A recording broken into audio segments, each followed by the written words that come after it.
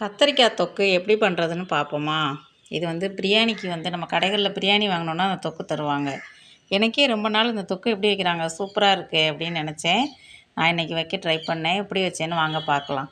முதல்ல வந்து நல்லா பிஞ்சு கத்திரிக்காயா எடுத்து சைஸு சிறுசா இருந்தால் அப்படியே கீறிட்டு முழுசா போட்டுக்கலாம். பெருசா இருந்தால் 2ஆ கட் பண்ணி ஊட கீறிட்டு இது மாதிரி போட்டுக்கலாம். இப்போ நான் வந்து கொஞ்சம் வேர்க்கடலை, வெள்ளை எள்ளு லைட்டா வறுத்து அதை பேஸ்ட்டாக அரைச்சி எடுத்துக்கிட்டேன். அப்புறம் தாளிப்புக்கு கொஞ்சம் கடுகு, வெந்தயம், மிளகு, சீரகம், கருவேப்பிலை எல்லாம் போட்டு இந்த கத்திரிக்காயும் அதில் போட்டு நல்லா வதக்கிட்டு, கொஞ்சம் மஞ்சத்தூள், சீரகத்தூள், சோம்புத்தூள் எல்லாத்துலேயும் கொஞ்சம் கொஞ்சம் போட்டேன். போட்டு நல்லா வதக்கி விட்டுட்டு மூடி போட்டு அந்த எண்ணெயிலேயே நல்லா ரோஸ்ட் ஆயிருச்சு கத்திரிக்காய். அதுக்கப்புறம் திக்கா கரைச்ச 1 கப்பு புளி, அப்புறம் வெறும் மிளகாத்தூள் இருக்குல்ல, அதை வந்து நான் பேஸ்ட்டாக அரைச்சி ஊற்றினேன்.